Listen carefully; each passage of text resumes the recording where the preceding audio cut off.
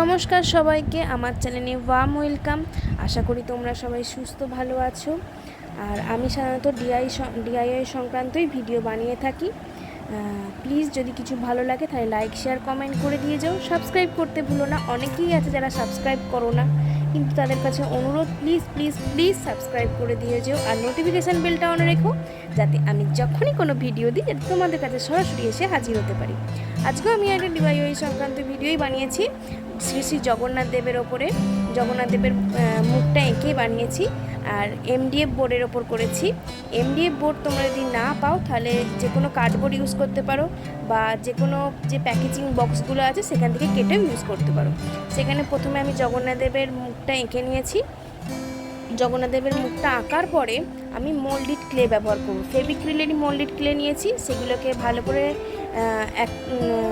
মেখে নিয়ে ওর সঙ্গে একটা হার্ডেনার আছে আর একটা সফটনার আছে, সেটাকে ভালো করে একটু ট্যালকাম পাউডার দিয়ে ভালো করে মেখে নেওয়ার পরে, কেন আমরা ট্যালকাম পাউডার ইউজ করব আমি প্রত্যেকটা ভিডিওতেই বলে থাকি, ট্যালকাম পাউডার দিলে ওর যে চিপচিপে ভাবটা থাকে সেটা একটু কেটে যায় আর আমরা সহজেই কোনো ডিজাইন ভালো করে বানিয়ে নিতে পারি, হাতে চটচট করে না।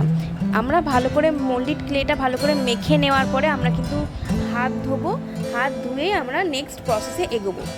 আমি পুরোটা ট্যালকাম পাউডার ইউজ করেই মেখেছি। এরপরে মেখে নেওয়ার পর কয়েল মতো করেছি, এর কয়েল মতো করে লাগিয়ে নিয়েছি। এইটা আমরা লিপ্পান আর্ট করবো, বলতে ভুলে গেছিলাম, এটা আমরা লিপ্পান আর্ট করবো। লিপ্পান আর্টের ওপরেই শ্রী শ্রী জগন্নাথ দেবের মুখটাকে বসিয়েছি। করে নেওয়ার পরে তাতে ফেভিক্রিলেরই যে আঠা পাওয়া যায়, আঠা দিয়ে সেগুলোকে চিপকে নেওয়ার পর ভালো করে ওটাকে শুকিয়ে নেওয়ার পর প্রায় 12 ঘন্টার মতো শুকিয়ে নিয়েছি, যাতে ওর মধ্যে কোনো রিঙ্কেল না পড়ে যায়।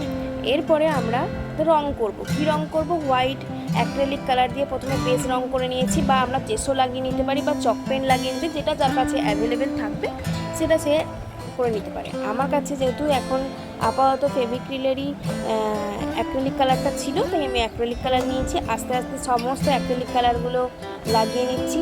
ইয়েলো লাগিয়েছি, গোল্ডেন ইয়েলো, তারপরে ব্ল্যাক আর লাল মানে হচ্ছে ক্রিমসন রেড।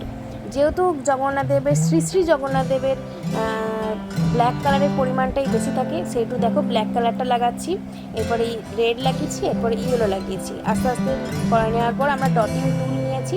এছাড়া যদি আমাদের কাছে ডটিং টুল অ্যাভেলেবেল না থাকে, আমরা কোনো পেনের সিসটা দিয়েও করতে পারি। সিসটা দিয়ে করে ডটিং টুলের মাধ্যমে করে নিতে পারি। ডটিং টুলটাকে ভালো শুকিয়ে নেওয়ার পর আমরা যে লাগিয়ে নিয়েছি, ভার্নিশ লাগিয়েছি। ভার্নিশটাও আমরা ইটসি বিটসি থেকে নিয়ে ভার্নিশ লাগিয়েছি। যেসব প্রোডাক্টগুলো আমি ইউজ করছি সেগুলো সমস্ত ডেসক্রিপশান বক্সে দেওয়া থাকবে। এগুলো সবই ইটসি বিটসি থেকে নেওয়া, কিছু কিছু অ্যামাজন থেকে নেওয়া। সেগুলো সমস্ত লিঙ্ক আমি ডেসক্রিপশানে বক্সে দিয়ে দিচ্ছি, তোমরা চাইলেই পারচেস করে সেগুলোকে ব্যবহার করে করতেই পারো। এরপরে আমরা মিরর নিয়েছি, কাটিং মিরর। আমি কাটিং মিররটা মিশো থেকে নিয়েছি, তোমরা চাইলে অ্যামাজন থেকে নিতে পারো, ফ্লিপকার্ট থেকে নিতে পারো। এছাড়াও ইটসি বিটস থেকে দারুণ মিরর পাওয়া যায়, সেগুলোকে নিয়েও পুট করতে পারো। ভালো করে পুট করে নিয়ে সেটাকে রং করে নিয়ে আমি দেখো ডটিং টুল দিয়ে ছোটো ছোটো ডিটেলস বুঝিয়েছি। ডিটেলস বুঝানোর পরে আমি সেটাকে হ্যাঙ্গিং করেছি। আশা করি তোমরা ভালো লেগেছে।